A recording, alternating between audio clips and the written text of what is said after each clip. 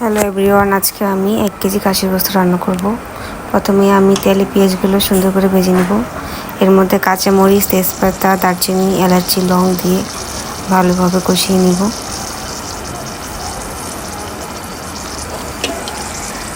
তেজপাতা এবং পেঁয়াজটা হালকা ব্রাউন কালার হলে এর মধ্যে আমি আদা রসুন বাটা পরিমাণ মতো দিয়ে নেব।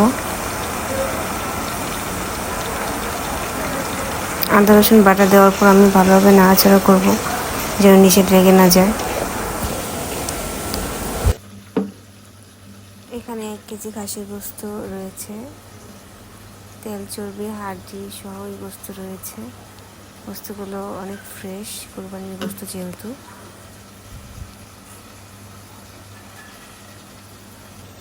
এখন আমি কষানো মশলায় লবণ পরিমাণ মতো দিয়ে দিলাম, তারপর ধনিয়া গুঁড়ো, গোলমরিচের গুঁড়ো, গরম মশলা এগুলো দিয়ে সুন্দরভাবে নাড়াচাড়া করে নেব যাতে নিচে লেগে না যায়।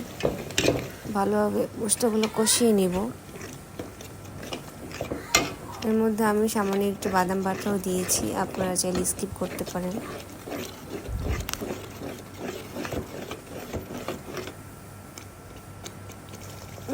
মশলা কষানো হয়ে গিয়েছে, এখন আমি গোশতগুলো মশলার মধ্যে দিয়ে দিলাম। মশলার সাথে গোশতগুলো সুন্দর করে আমি মাখিয়ে নেব। যত বেশি আমি নাড়াচাড়া করবো গোশতের সাথে মশলাগুলো মাখাবো, তত বেশি গোশতের স্বাদ বাড়বে।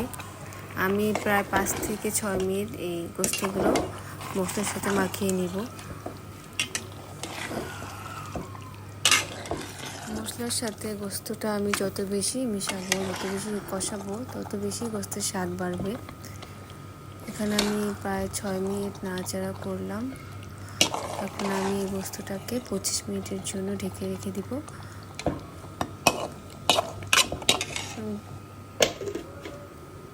25 মিনিট পর আমার গোশত খুব সুন্দরভাবে কষানো হয়ে গিয়েছে।